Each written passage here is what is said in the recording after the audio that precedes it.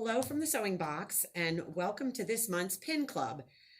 This month's Pin Club quilt is the Carnival quilt, but before we do that, there have been some questions about the mug rugs that we've been doing and how we're transferring the lines from the patterns in the books or the patterns that come with the mug rug onto the wool because it's very difficult to mark on wool. So I'm going to show you a real quick demonstration on how I do this, which makes it very simple. You have to be a little bit careful because the pen will wipe off, but let me show you what I do. I went and bought Press and Seal. I'm not going to advertise any brand, but I went and bought a box of Press and Seal. When you use Press and Seal, one side is sticky and the other side is not. So just take the Press and Seal and lay it on the pattern. In this case, I'll just put it here in the book.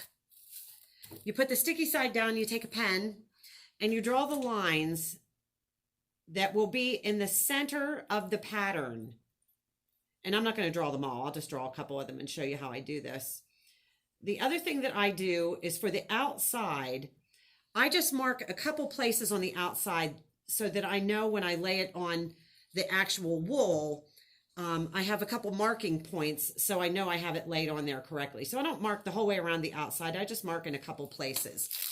So what happens when you pick it up is you actually can see, and it is a little difficult to see, but you can actually see the pen marks on the Press and Seal. So now if I just lay this, if I take the outside marks that I use and I lay it on the fabric,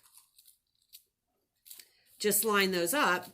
The lines that I marked for the center lines that I'm going to stitch on, I can see now. Now, the only thing is you have to be very careful when you're handling this because I've really yet to find anything that I can mark it that it doesn't dry totally, that it won't wipe off. So as you're stitching, try to keep your hands off of the marks, the lines that you marked.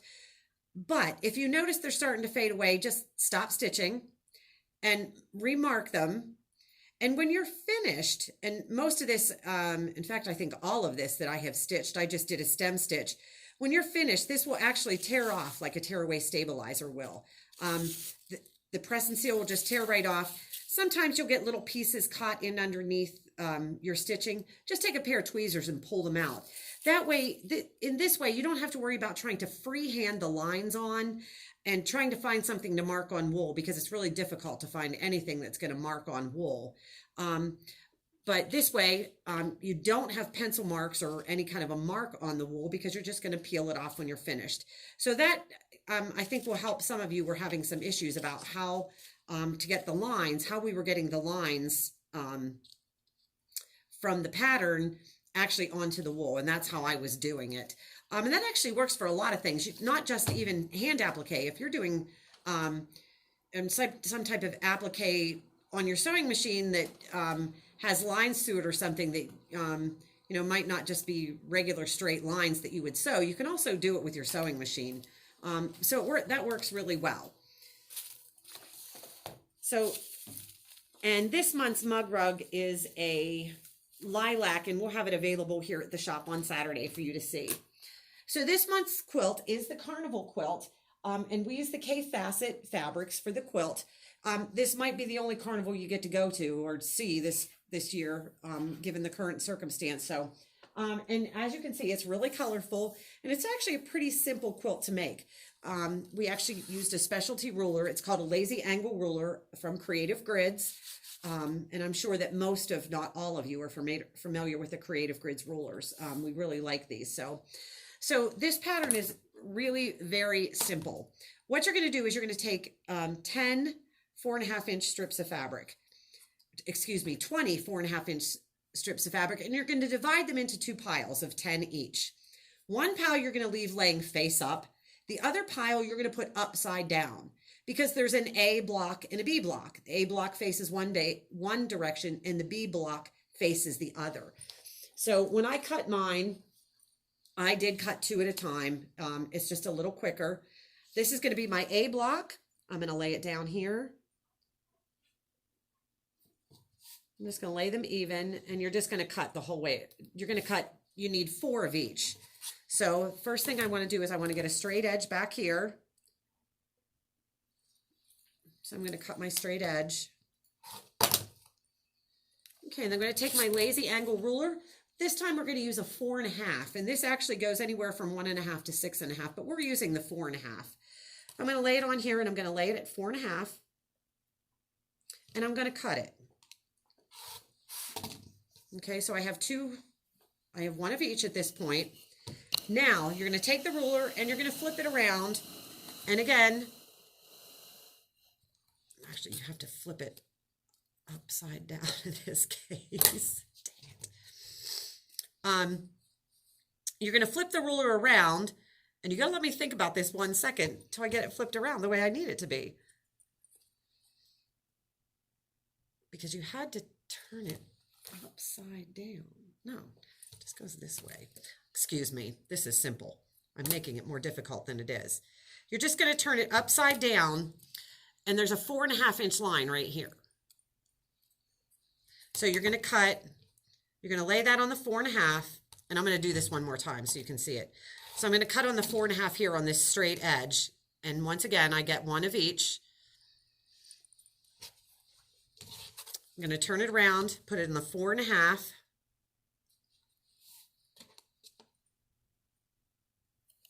Make sure I line up everywhere. Okay, let me make this a little easier for you. All you're going to do is take the ruler, turn it halfway around, lay it down on the 4.5 and cut until you have 4 of each. Now these are your 4 A blocks. So you're going to put your A blocks separately. I did find it was kind of helpful too if I made little labels, block A and block B, because when you put the quilt together, you'll have an A block and a B block, A block and a B block. And I'm going to show you in a little bit. It really isn't hard to tell once you get it together which is which, but I don't know. For me, it was just easier to do it that way. Now, to make the B block, it just goes in the opposite direction. In order to do that, my B fabric is the fabric that I'm going to lay upside. The wrong side is up to make the B block. Again, this is going to be the same way. You're going to get a straight edge over here.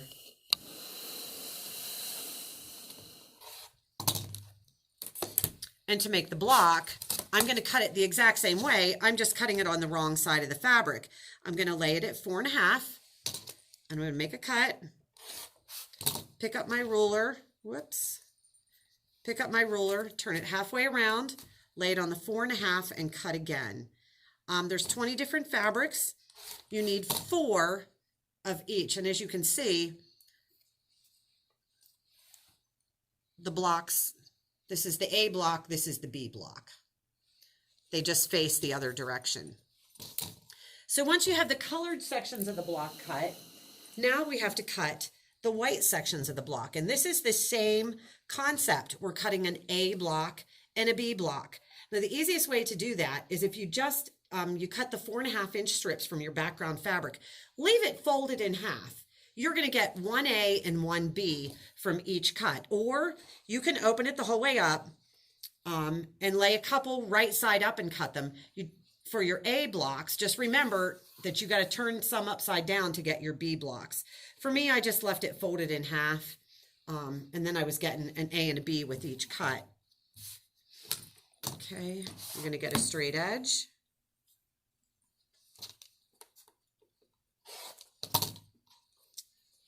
And to cut this, it is the exact same concept. We're just going to use this line here on the ruler to make this part of the block.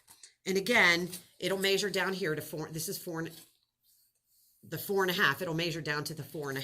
So you'll lay it on here.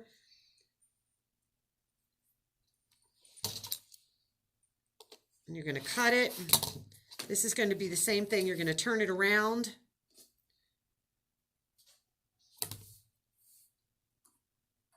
Now, when you turn it around, you're going to use this 4.5-inch line. So this is a little different, maybe a little awkward, but you're going to use this 4.5-inch line. Flip it back around. So as I'm cutting these, I'm getting an A and a B with every cut. Okay? So once you have your quilt all cut out, now you're going to start to assemble it. And so you need let me find my, okay. These are A blocks. This is an A and this is an A. So what you're going to do is you're going to lay this on here this direction. Now, when you lay this on here, pay very close attention. You want it to look like a little bow tie down here at the bottom. And as much as of the purple as I have sticking out, I really want the same amount of white. I paid really close attention. I sewed one and then I pressed it. Pay really close attention too to how much you have sticking out up here at the top. Sew one, and then I want you to press it open, because you want to make certain when you press it open that you're getting a straight, that you're going to get a straight edge here and a straight edge down here. If not, you're going to have to, if you don't, you're going to have to adjust where you've laid this block just a little bit.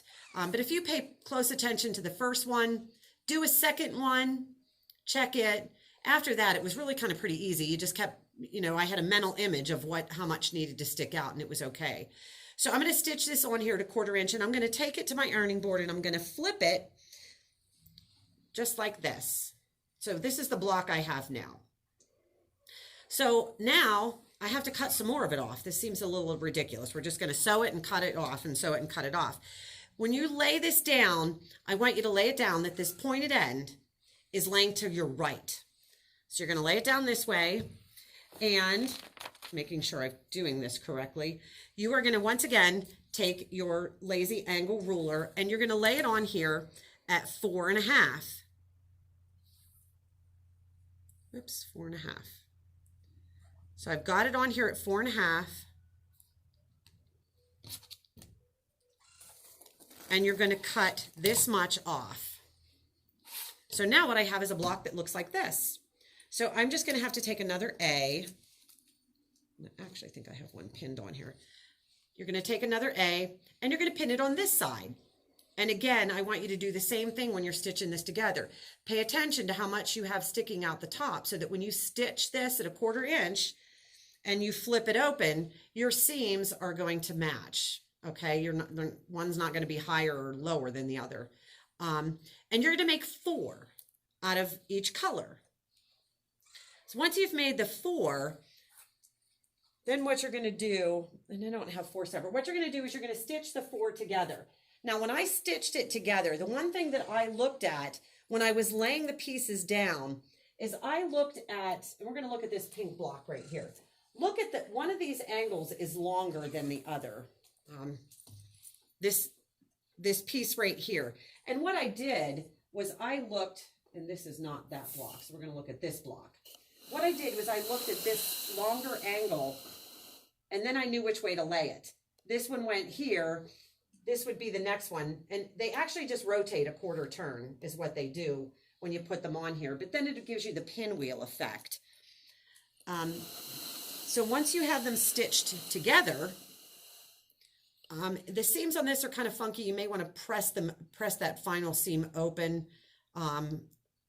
It's kind of a personal preference, whichever way you want to do it, but kind of pay attention to that and make sure you get those seams pressed really good.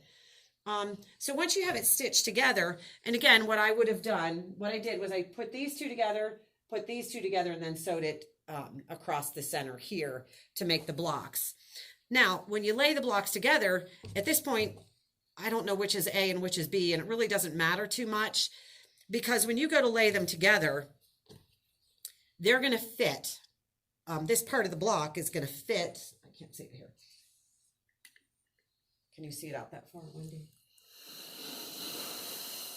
The block is going to fit together right here. If I actually had 2 A's or 2 B's, it wouldn't fit this way.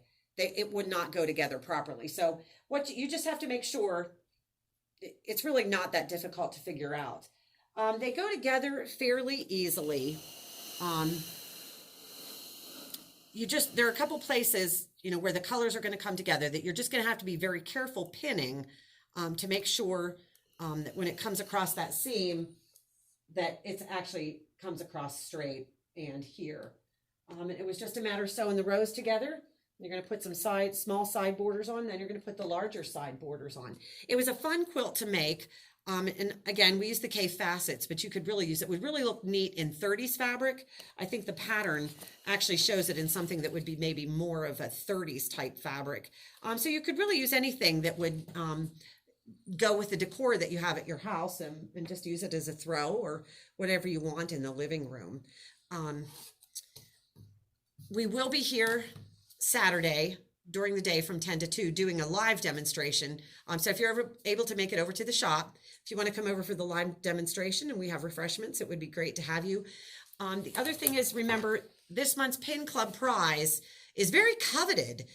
Everyone seems to be wanting this gift. It's the RFL thread holder with 12 rolls, 12 spools of RFL thread. We will be doing the live drawing on Saturday at 2 o'clock. We are pre-taping this video so that we're able to get it online when we need to get it online. We've had a few issues with that. So we will be doing the drawing on Saturday at 2 live. So good luck. And if you happen to be the lucky winner, we'll be sure to give you a call on Saturday. Thanks and have a great day.